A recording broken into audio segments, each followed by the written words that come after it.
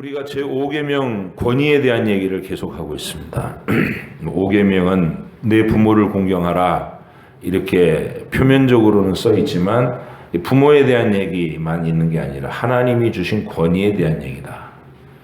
결국은 부모를 공경하라는 말은 이 땅에 하나님 대리로 세워놓으신 부모라는 존재.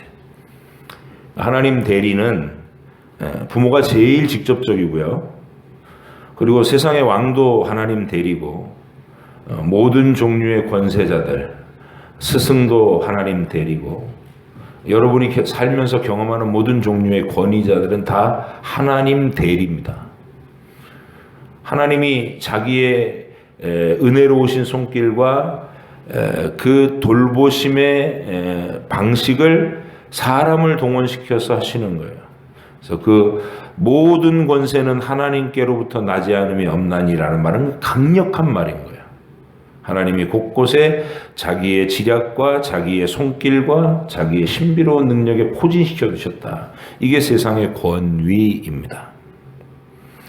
그래서 우리가 권위를 묵살하는 것은 부모의 권위를 묵살하는 것은 말할 것도 없고 이거는 안 믿는 사람들도 폐륜이라 그래가지고 다 정죄하는 거예요. 모든 종교, 모든 윤리 도덕 교과서에서 부모 공경은 다 공통적으로 들어가죠. 그만큼 설명이 필요 없는 권위라는 거예요, 이게. 하나님을 닮은 권위. 근데 부모 공경은 그렇게 강조하면서 창조주 하나님 공경하는 강조 안 하잖아요. 그게 죄성이에요.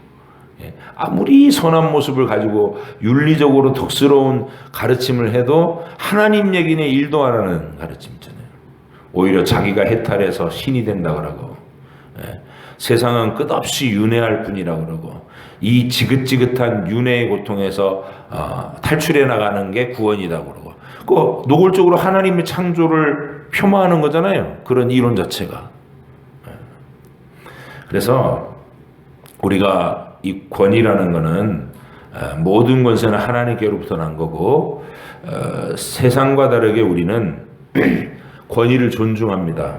악한 권위도 존중합니다. 사도 바울이 활동하던 시대에 국가나 왕이나 총독이나 이 권위자들은 전부 로마의 세력이었어요. 로마의 세력. 유대 나라를 집어삼키고 식민지로 지배하고 있는 압제자 로마. 로마의 황제들은 그리스도인들을 핍박하고 죽이던 핍박자였습니다. 그럼에도 불구하고 세상은 큰일 났다. 교회는 더 이상 이런 세상에서 살아갈 수가 없다. 이런 소리 안 합니다. 절대로. 이기는 것은 교회다. 강력해요, 그 관점. 이기는 것은 교회다. 세상이 아무리 모든 군대를 동원하고 모든 세력을 동원해서 압박하고 죽이려고 들어도 마지막에 살아남는 것은 하나님의 교회가 살아남을 것이고 이기는 건 성도가 이긴다. 이게 확고한 기독교의 가치관이에요. 요한계시록에서 그렇게 가르치고 있고 그러면서 우리를 괴롭히고 핍박하는 저 로마 황제를 저주하고 하나님께 없애달라고 기도해라 이렇게 얘기하지 않아요.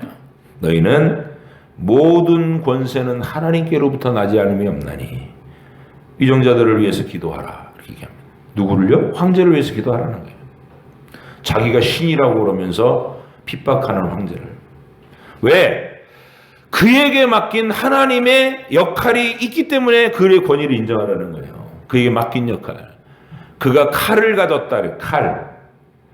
강도 때가 나타나면 치안을 유지시킵니다. 어쨌든 그리스도인을 핍박하는 황제지만 강도 때가 나타나면 군대 동원해서 잡아서 처단하고 진압하고서 감옥에 가둬요. 그게 하나님이 그에게 맡긴 역할이라는 거예요. 그가 칼을 괜히 가지지 않았으니까 범법자가 되면 그의 칼날에 죽을 것이다. 그런 방식으로 하나님이 그의 권위, 황제의 권위에 맡긴 역할이 있다는 거예요.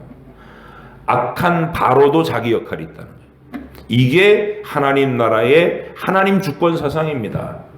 세상은 누가 나타나서 영웅이 어떤 인간이 다스리면 세상이 평안하고 어떤 인간이 다스리면 세상이 망한다? 그런 거 없어요. 느부갓네살도 하나님이 일으키셨고 그 느부갓네살은 예루살렘을 짓밟고 불태우고 성전을 무너뜨렸어요. 그리고 유대인 중에 귀족의 자녀들, 왕족들, 소년들이 그 느부갓네살, 포악한 느부갓네살한테 끌려가서 왕궁의 환관으로 지냈어요. 환관으로. 결혼도 못하고. 그래도 그 느부갓네살을 통해 하나님은 자신의 역사를 정확하게 이루셨어요. 그리고 그 느부갓네살 코 앞에서 다니엘과 같은 기도하는 사람을 딱 배치하셔가지고 그가 교만할 때 직접적으로 하나님의 말씀을 당신이 교만함으로 하나님이 7년 동안 당신을 패하시고 짐승처럼 떠돌게 하다가 7년 만에 다시 회복시키셔서 이 세상을 다스리는 분은 오직 하나님이시라는 걸 알게 하실 것이요. 이게 하나님이에요. 여러분 지금 우리나라는 반으로 딱 쪼개져 있어요. 반으로 딱 절반이에요. 박빙. 논쟁을 하면 절대로 서로 양보 안 하더라고요. 아침 패널들, 뉴스 채널에 패널들 나와가지고 서로 말 시켜놓으면 한치의 양보도 없어요. 서로 자기가 선호하는 정치적인 판단에 따라 근데 제가 의문이 드는 건 이 사람이 되면 나라가 망하고 저 사람이 되면 나라가 잘 되고 그런 겁니까? 우린 이미 많이 경험했잖아요. 양김부터 해가지고 쓰리김 다 각축전 벌이고 있는 그 시대를 다시 일어났고 그때는 더 했어요. 지금보다 막 눈만 뜨면 정치 논쟁하느라고 차례차례 다들 하셨잖아요. 그리고 공과 가가 다 있습니다. 세상은 그들이 통치한 것 같지만 이끌어오신 분은 하나님이십니다. 우린 그걸 믿습니다. 그래서 논쟁하지 마시고 교회 안에서 서로 논쟁하지 마시고 각자의 소견에 따라 이제 양심의 자유라고 그러는 거예요. 양심의 자유. 하나님이 주신 판단력과 양심의 자유에 따라서 자유롭게 투표하십시오. 그리고 뜻은 하나님은 섭리와 우연을 주관하시는 분이다. 그 각자의 자유로운 뜻을 다 취합하셔서 하나님이 세상을 다스려 나가십니다. 그리고 세상은 그들이 통치하지 않고 하나님이 이끄십니다. 교회는 그것을 믿고 고백하는 거예요. 그래서 누구를 세우시든 간에 불평하지 마시고 사도 바울이래. 하나님이 이스라엘에게 초대왕으로 사울을 주시고 40년 동안 그의 권세를 주시고 40년 동안 그 권세 아래 다윗이 소년 시절에 발탁이 돼가지고 거의 죽을 듯 살 듯 하면서 핍박당한 세월이 15년 세월이에요. 그래도 그 사울의 시대를 통해서 하나님께서 다윗을 빚어낸 유익이 있습니다. 요나단 왕자의 뛰어난 경건도 있었고 하나님은 하나님의 시대를 결정하십니다. 아합 임금이 오므리 왕조가 세력을 받고 아합 임금이 등장해서 이세벨까지 두로의 이세벨 여왕까지 가세해가지고 온 이스라엘을 우상천지로 만들어놨을 때도 엘리야는 절망했지만 하나님은 이렇게 대답하셨어요. 바알에게 무릎 꿇지 않는 7,000명을 준비했다. 낭망하지 마라. 그리고 네 시대가 다 네 사명이 다 했으면 엘리사가 구체적으로 동네마다 돌면서 잃어버린 영혼들을 회복시킬 것이다. 이게 하나님의 계획이에요. 우리는 우리에게 펼쳐지는 시대를 우리의 교회와 성도가 성경적 안목을 가지고 지나가면 되는 거예요. 그렇게 하나님이 세상을 다스린다라고 하는 관점으로 우리가 확실하게 눈을 뜨고 믿음의 안목으로 교회 성도들은 서로 정치 전쟁하면서 반목하지 맙시다. 우리 당회원들도 딱 반반이거든요. 당이 딱 반으로 갈려요. 당이 민주당과 국민의힘도 당으로 달리는데 서로 얘기하면 한치도 서로 양보 안 해요. 저도 그 중에 하나예요. 이렇게 정책당에 가가지고 밤샘 토론도 한 적이 있어요. 소리 지르면서. 근데도 내려올 때는 서로 다정하게 식사하고 우리는 협치를 잘해요. 교회가 협치. 서로 상대방을 인정하고. 그렇게 하십시오. 교회는 정치 갖고 서로 상처나고 반목하는 것은 절대로 아닙니다. 우리가 정치 이전에 하나님의 자녀고 형제입니다. 아멘이십니까? 정치적 관점이 다르다고 미워하지 마세요. 서로 사랑해야 됩니다. 우리는 하나입니다. 이 땅에서 그럴 수 있어요. 서로 정치적인 견해가 다를 수 있죠. 그러나 하나님을 사랑하는 것은 하나이고 세상은 하나님이 다스린다는 것은 동일해야 됩니다. 고백에 아멘 할 수 있어야 됩니다. 자, 오늘 제목이 이래요. 남편에게 복종 왜요? 당연한 말이죠. 왜요? 요즘 같은 시대에 남편한테 복종 왜요? 뭐 거의 남편이 쩔쩔매는 시대더라고요. 요즘 남자들이 좀 낯설어요. 그러니까 제가 분기점인 것 같아요. 저보다 아랫 사람들은 조금씩 여자들의 이 말이 커지기 시작하더니 지금 우리 자녀들의 시대, 이제 저의 자녀들의 시대 다 결혼하는 그 나이가 됐는데 그 시대는 이 남자들이 결혼하려면 기본적으로 그냥 그 확실하게 모셔야 되더라고요. 이런 시대에 이 아내들이여 자기 남편에게 복종하기를 죽게 하듯 하라 이 말이에요. 이게 단어도요 복종하래. 복종 협력하라 정도가 아니라 복종하라는 거예요. 그러니까 당연히 왜요? 이렇게 나오죠. 왜요? 여러분 어떻게 생각하세요? 왜요? 남편에게 왜 복종해야 돼요? 돈도 제대로 못 벌어오고 사고나 치는 남편들 많잖아요. 옛날에 그런 남편들 많고 그냥 노름판에 가서 탕진하고 자식들 괴롭히고 가정을 다 풍비박산으로 만들고 이런 남자들이 얼마나 많았어요. 근데도 성경은 가르치기를 남편에게 복종하라, 죽게 하듯 하라 이렇게 가르쳐요. 그래서 그리스도인 여자들은 최대한 이 부분에 있어서 많이 어떤 권면을 받고 정말 이건 갈라서야 될 그런 깨져야 될 가정인데도 하나님 때문에 소망을 갖고 참고 인내하면서 가정을 지킨 사례가 대한민국에 많아요. 많을 거예요. 이게 교회의 힘이에요. 교회의 힘. 그래갖고 평생 그 핍박하고 못살게 굴고 그러던 남편들 끝까지 돌봐가지고 사도 바울이 고린도전서 7장에서 하던 말 그대로 되는 사람 많잖아요. 네 남편을 네가 구원할지 어떻게 하겠느냐. 그리고 인고의 세월을 살다가 진짜 마침내 회개하고 교회로 돌아오고 그럼 그 가족 전체가 복음화되고 이게 교회의 역사예요. 대한민국 교회의 역사. 우리가 세계에 선교하는 국가가 된 그 저력에는 전부 그런 하나님의 역사가 있는 거예요. 가정마다 말씀의 권면을 따른 여인들의 인내와 눈물겨운 기도로. 근데 이제 여기다 대고 왜요? 이래버리면 이제 안 되죠. 그래서 우리가 이 이유를 설명받아야 된다는 왜요? 하는 부분에서 제가 설명하고 싶은 건 이거예요. 첫 번째 권위라는 것은 이 권력과도 다르고 신분과도 다릅니다. 권위라는 것은 이건 철저하게 역할에게 부여되어 있는 하나님이 주시는 지도력인 거예요. 그러니까 권한인 거예요. 권한. 권세라기보다도 권한. 역할에 맡겨진 권한.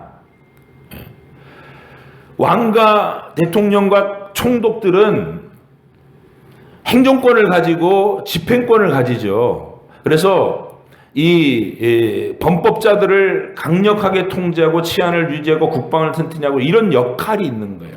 거기다 주시는 힘, 그게 권위, 권세라고 하는 거죠.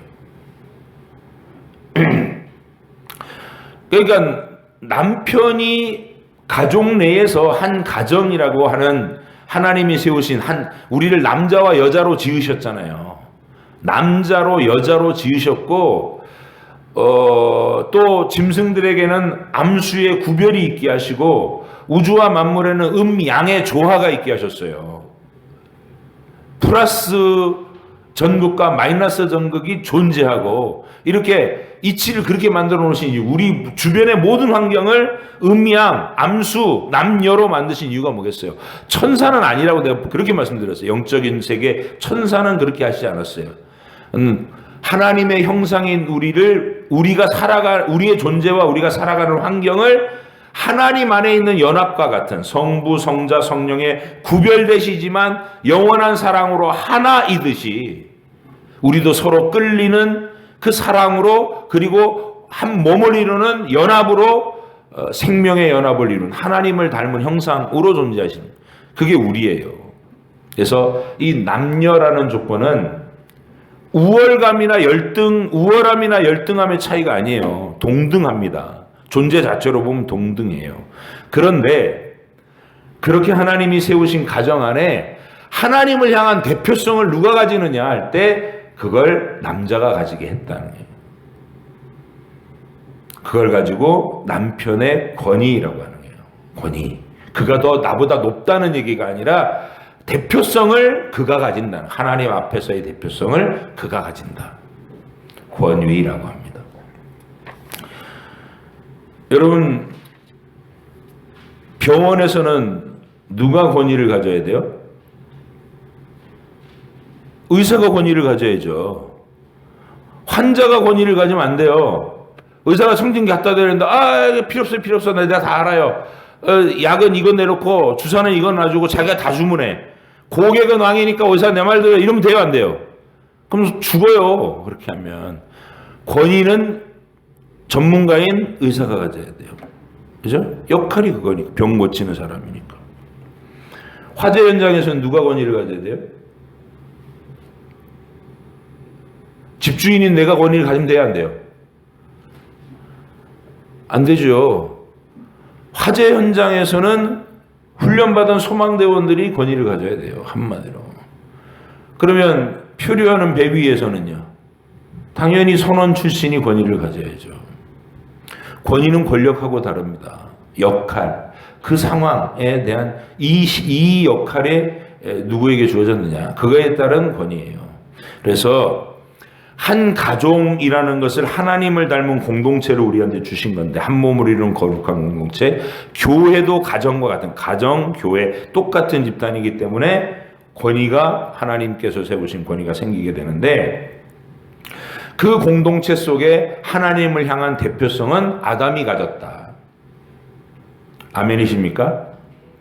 아담이 선악과를 만약에 하와까지만 먹고, 하와가 먹었어요. 먹었는데 아담한테 가갖고, 여보 당신도 먹어요. 내가 벌써 먹었는데 맛이 너무 좋아요. 눈이 맑아진 것 같아요. 막 이렇게 얘기했다고 그래요. 근데도 아담이 그 말을 딱 듣고, 여보 정신 차려. 당신은 크게 잘못한 거야. 하나님이 오실 건데 그 앞에서 솔직히 자백하고 엎드려 용서를 구하자. 이렇게 얘기했으면 인류 전체가 이 죄로 오염 안 됐어요. 아담이 대표자이기 때문에. 하와가 먹었어도 우리는 오염 안 됐다고. 근데 오염이 현실화된 건 누가 넘어갔기 때문이요? 하와가 넘어갔기 때문이 아니고 아담이 같이 넘어졌기 때문에 아담을 대표성으로 해서 모두가 우리가 이 죄 아래 놓인 거예요. 그게 대표성의 원리예요. 그래서 그 유혹이 여성성이라고 하는 그 루트를 통해서 들어왔다는 것을 성경은 놓치지 않는 거예요. 여자를 탓하자는 얘기가 아니에요. 여자를 탓하자는 얘기가 아니라 이 세상의 죄가 기인했던 그 과정을 기억해라. 여성의 호기심, 뱀의 말을 듣고 하나님 말씀을 본인이 주체적으로 듣지 않고 남편을 통해 들었던 그 위치에서의 여성성의 호기심이 불러일으킨 참사, 그게 인류의 타락으로 왔다는 것을 기억해라. 그래서 여자들이 교회 안에서 자꾸 그 얘기로 이렇게 일깨움을 받는 거예요. 그러니까 성경책을 여러분이 가만히 읽어보시면 이게 여성성을 구박하는 듯한 느낌이 좀 나와요. 그걸 기분 나빠하시면 안 돼요. 발끈하셔도 안 되고. 이 여성성이라는 게 구약에선 그래요. 남자아이가 태어나면 부정한 기간을, 절대 부정 기간을 7일 놓고 33일이 지나면 40일째 되는 날 정결해져요. 산모가 부정한 거야. 애를 낳았다고 부정해요. 왜 그렇다 그랬죠? 레위기 강의할 때 내가 단순히 애를 낳은 게 아니라 쇳덩어리를 낳았다는 거예요. 쇳덩어리를. 거기에 대한 안타까움, 슬픔, 책임감. 얘를 낳았지만 이게 끝난 게 아니다. 쇳덩어리를 낳았으니까 얘가 하나님을 알 때까지 내가 한 번 더 낳아야 된다는 거야. 한 번 더. 이제는 태로, 육체로 낳는 게 아니라 마음으로, 눈물로, 기도로 낳아야 된다는 거. 그걸 일깨우는 게 40일 부정기간이에요. 아들이 태어나면 40일. 딸이 태어나면 절대 부정 14일, 66일이 지나고 80일이 지나야 부정이 해소돼요. 딸은 2배. 왜 그럴까요? 여자로부터 유혹이 들어왔다. 이걸 기억하라는 거예요. 여자를 남자보다 열등하게 이렇게 취급하라는 게 아니라 이 세상의 진리, 진실, 벌어진 일이잖아요. 여자를 통해서 유혹이 들어왔고 아담이 넘어졌다는 거. 그 역사적인 타락 사건을 기억하고 여자들은 항상 그 여성성, 자기 인류에게 죄를 가지고 온 그 호기심과 남편의 권위 아래서 벗어나서 뱀하고 대화하다가 홀딱 넘어가 버린 그런 방식의 유혹의 어떤 자기의 존재를 항상 조심해야 된다. 그래서 여자를 권위 아래 복종하도록 권면하고 있는 거예요. 어려서는 아버지의 권위 아래 항상 점검받고, 결혼하면 남편의 권위 아래서 항상 점검하고 조율하고, 그게 우리가 살아가는 방식이어야 된다. 그리고 그 남편은 아내 보고 남편의 권위에 복종하라 그랬다고. 여봐. 성경책 갖다 펼쳐놓고 이거 봐. 복종하라 그랬지? 내 말 들어. 이러라고 하는 말이 아니죠. 자기 마음대로 가정을 휘두르라고 이 복종하라는 얘기가 아니고 근거가 이런 거예요. 당신이 하나님을 향해 책임지고 하나님을 향해 경건으로 이 가정을 통치해 갈 때 당신의 남편으로서의 권위가 비로소 인정되는 거예요. 야, 우리 집은 예수 믿는 거 안 돼. 절에다 전부 다 등록하고 연등 달아놨으니까 나 따라와. 그러면 아내가 그 남편의 권위에 복종해야 돼요? 결사항전을 해야죠. 결사항전을. 죽여요. 못 따라갑니다. 이럴 수 있어야 돼요. 그건 권위에 복종하는, 하나님이 세우신 정당한 권위로 가정을 경건으로 이끌 때 남편의 권세를 하나님의 권세로 인정하고 권위에 복종하고. 그럼 남자는 어떻게 하느냐? 아내와 자녀를 그리스도가 교회를 사랑하듯. 그리스도가 교회를 사랑하는 방식은 무슨 방식이요? 아침에 얘기했어요. 희생. 십자가의 희생, 십자가의 사랑으로 자기를 희생하고 그렇게 책임을 지는 사랑으로 아내와 자녀를 사랑하는 것. 그게 남자에게 주신 권위의 책임입니다. 역할. 그래서 오늘 우리가 하나님의 권위라는 부분을 함께 살펴봤는데, 부모의 권위에서부터 해가지고 모든 부모의 말에 다 순종해야 됩니까? 하나님을 거스리는 말에는 아니요라고 할 줄 알아야 됩니다. 이런 얘기 다 배웠잖아요. 오늘은 이제 남편의 얘기였어요. 남편. 그 남편이라는 것에 우리가 어떤 권위를 부여하고 복종하는가. 그래서 이 권위를 하나님이 세우시려고 하는 이 가정이라는 울타리, 이 권위를 존중하는 사람, 그게 이제 신앙 고백이잖아요. 세상은 지금 그렇게 안 살아요, 지금. 세상은 전부 누가 권위 있어요, 세상에는? 여자가 권위가 있는 게 아니고 잘 나가는 사람이 권위가 있는 거예요. 돈 많이 버는 사람이 발언권이 세지고, 그게 세상의 이치입니다. 근데 교회와 가정, 성도의 가정은 이런 모습이 아니 되도록 노력하셔야 돼요. 교회와 성도의 가정은 돈이 힘이 돼가지고 돈 잘 버는 사람이 발언권이 세지고 이런 모습이 되면 안 되고, 누가 경건하여 하나님의 뜻을 잘 분별하고 말씀에 안목이 있어서 상황에 대해서 하나님의 말씀에 적절한 교훈을 바로바로 대입할 수 있나. 그게 권위입니다. 그래서 여러분의 가정 안에서 이 권위자들이 꼭 되시기를 바라고, 부부간에도 이런 역할 분담, 서로 존중하고 사랑하는 아름다운 말씀 그대로의 원리가 서부중앙교회 각 가정들마다 잘 시행돼 가시기를 간절히 바랍니다. 내가 이렇게 휘두르고 싶을 때 그런 관점은 양쪽 다 내려놓으셔야 돼요. 휘두르고 싶고 내지르고 싶고 막 주도하고 싶고 이런 것들은 전부 십자가에 못 박고, 아내도 복종, 남편은 그리스도께서 교회를 위하여 자신을 희생시킨 같이 항상 희생하고 내어주는 그런 사랑으로 피차간의 구도적 자세로 이렇게 권위를 존중할 수 있는, 신앙 고백으로서의 권위를 존중할 수 있는 우리 서부중앙교회의 어른들, 우리 청년들, 우리 학생들 되기를 간절히 바랍니다.